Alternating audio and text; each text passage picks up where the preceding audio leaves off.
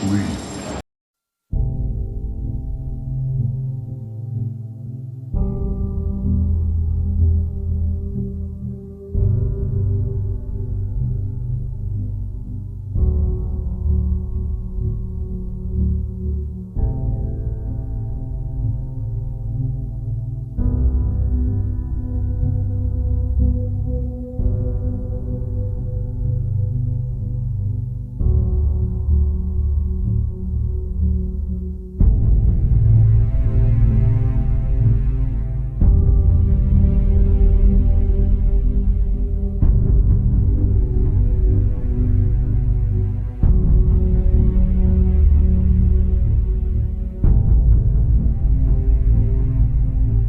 Breaking news continues on KCAL 9 News at 10. A mysterious burning object lights up the night sky in Southern California. Let's talk tonight. Boy, wrap your head around this. UFO sightings are skyrocketing in 2012. And we're barely 2 weeks in. Eyewitnesses reporting strange things in 36 out of the 50 states. A UFO in China's skies forced Zhoushan Airport to stop operations on July 7th. Outbound flights were grounded after the unidentified flying object was detected by a flight crew. The incident has captured the attention of Chinese media. Theories about the UFO's identity are burning up on the internet right now, as well. as many of you spot a giant ball of light. There it is, zipping through our skies tonight. Everybody has their own opinion of what the heck this glow is just flying by. A UFO, a meteor, even a plane on fire. Thanks for choosing us tonight. I'm Katie Ramble. And I'm Steve Irwin. We started getting calls on this into our newsroom shortly before 8 o'clock, dozens of them. And we've had reports this ball of light has been seen as far away as Nevada and Colorado. I can understand if NASA came up with the idea, but what about the United Nations? I think they want to stake a claim because right now there are no protocols. There's no way to address an alien ambassador. There's no way to set up how trade would be, how communications and information would be exchanged. So I think they want to put a stake in the ground and say, we claim this in the name of the United Nations.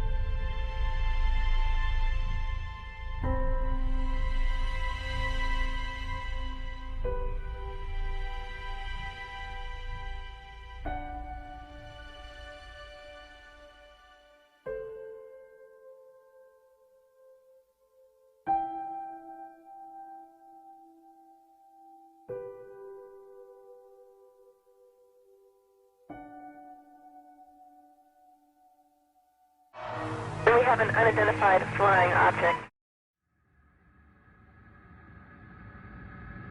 But 3 days and 200,000 miles into the flight, Mission Control did miss the significance of a cryptic message from Apollo 11. Do you have any idea where the S4B is with respect to us? Stand by. The crew required information on the current position of the S4B, the final stage of the rocket which had been jettisoned away 2 days earlier. This short message hid an extraordinary turn of events. Apollo 11 wasn't alone in space. There was something out there that was close enough to be observed, and what could it be? Traveling alongside Apollo 11 was a mysterious object like this one, filmed on a later mission. If it wasn't part of their own rocket, it could only be one thing: a UFO. Mike decided he thought he could see it in the telescope, and he was able to do that. And when it was in one position, that had a series of ellipses. But when you made it real sharp, it was sort of L-shaped. That didn't tell us very much. NASA knew very little about the object reported by the Apollo 11 crew. It was obviously an unidentified flying object, but such objects were not uncommon, and the history of even Earth orbit space flights going back over the previous years indicated that several crews saw objects. Despite having a clear view of the UFO, the crew were wary of reporting it to Mission Control. Now, obviously, the three of us were not going to blurt out, "Hey, Houston, we got something moving alongside of us, and we don't know what it is. You know, can you tell us what it is?" We weren't about to do that, because we know that those transmissions would be heard by all sorts of people, and who knows what somebody would have demanded that we turn back because of aliens or whatever the reason is. So we didn't do that, but we did decide we just cautiously ask Houston, how far away was the S4B? Unaware of the drama unfolding in space, Mission Control radioed the position back to Apollo 11. Apollo 11, Houston, the S4B is about 6,000 nautical miles from you now, over. And a few moments later, they came back and said something like it was 6,000 miles away because of the maneuver. So we really didn't think we were looking at something that far away. So we decided that after a while of watching it, it was time to go to sleep and not to talk about it anymore until we came back and debriefing. To this day, whatever it was that the crew saw has never been positively identified or officially acknowledged. There were a lot of people within the program who went off later and became convinced that UFOs existed. And that led to some concern on NASA's part, where they got the agreement of the crew never to publicly talk about these.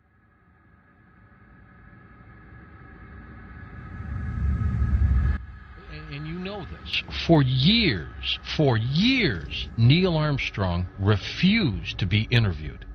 I found that to be one of the strangest things of anything. You would think that the first man on the moon, the national hero that he is, would have talked to everyone about the experience, about the wonder. That didn't happen. His role model was Lindbergh, and Lindbergh became a very public person and was very much out there with his political views and all that. You'd think that Neil would have at least wanted to be a role model for the next generation.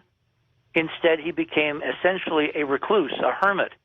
And on every anniversary, they would wind him up and trot him out in public. The most interesting one was during the Clinton years at the White House on the 25th anniversary, where, do you remember what Armstrong said, the most stunning thing that an astronaut could say, and I think in this milieu get away with it? Give us the quote. Well, he said two things. At the start of his speech, he compared himself and the other astronauts to birds, to parrots. And he then made a joke and he said, and parrots don't fly very well. Well, what else do parrots do, George? They repeat what they're told. Wilbur Wright once noted that the only bird that could talk was the parrot, and he didn't fly very well. Today we have with us a group of students among America's best. To you, we say, we have only completed a beginning. We leave you much that is undone. There are great ideas undiscovered, breakthroughs available to those who can remove one of truth's protective layers. There are wonders beyond belief. There are truths to be revealed if one can remove truth's protective layers. Now, where in the world does one get the idea the truth has to have protection to be found out?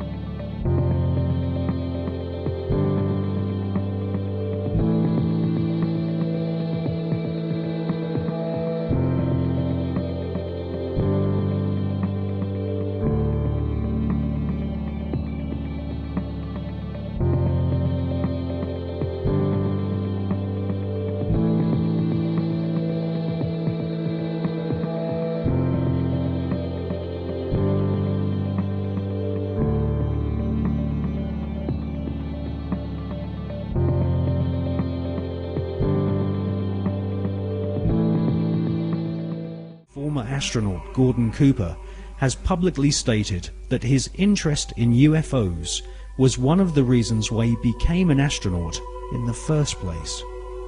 In 1978, Gordon Cooper attended a meeting of the Special Political Committee at the United Nations General Assembly in order to discuss the UFO phenomenon. In a letter signed by Gordon Cooper, he said, "I believe that these extraterrestrial vehicles and their crews are visiting this planet from other planets. In 1951, I had the opportunity to observe flights of UFOs of different sizes flying in fighter formation from east to west over Europe." In a tape-recorded interview given by Cooper in 1973, he stated, "For many years I have lived with a secret, in a secrecy imposed on all specialists in astronautics. I can now reveal that every day in the USA, our radar instruments capture objects of form and composition unknown to us." I wonder, did you have anyone call you about a strange plane or airplane or something in the air? Where? It was coming down Sampson Drive. I don't know what it was. It was a flying saucer.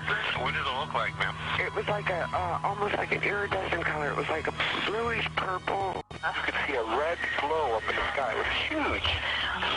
People are serious. They're very upset. Whatever it was lit up. I mean, literally, if you were underneath it, you could see it would be like daylight with red lights. It changes colors from white to red to green. The sucker has not moved. We have multiple departments right now that have sightings on it. This is not a prank phone call, I swear to you. No, is it? They're sitting stationary. I got 3 of them. What do they look like? I've got 4 discernible colors. I got red, yellow, green, and blue. And the one just was like flashes. So if they're those planets those guys were talking about, then they're planets with Christmas lights on. This is weird. In 2002, astronaut Scott Carpenter was interviewed by the late Graham Birdsall of the British UFO magazine. Scott Carpenter and his fellow veteran astronaut friend John Glenn both witnessed strange creatures in space during their pioneering flights. Now, there were so many unknowns in the early days. And this is a fact of the matter. We were really not sure after John flew whether or not there were critters, living critters out there somewhere.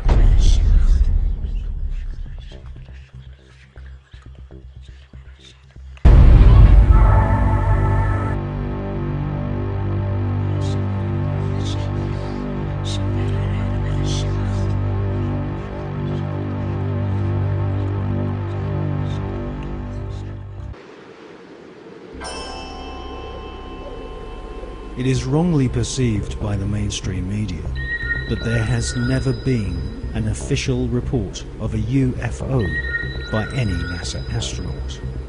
This is simply not so. Since the early experimental orbital craft were developed by ex-Nazi SS officers on behalf of NASA, American astronauts have continually reported strange UFOs.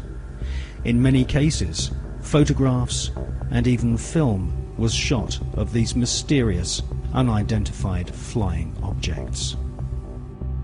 During his pioneering orbital flights in the Gemini 7 capsule, NASA astronaut Jim Lovell clearly alerted Mission Control of a bogey at 10 o'clock high. Capcom at Houston asked James Lovell if he had an actual sighting of a UFO. Lovell answered, "We have several, an actual sighting." Gemini 7 here, Houston, on your 8.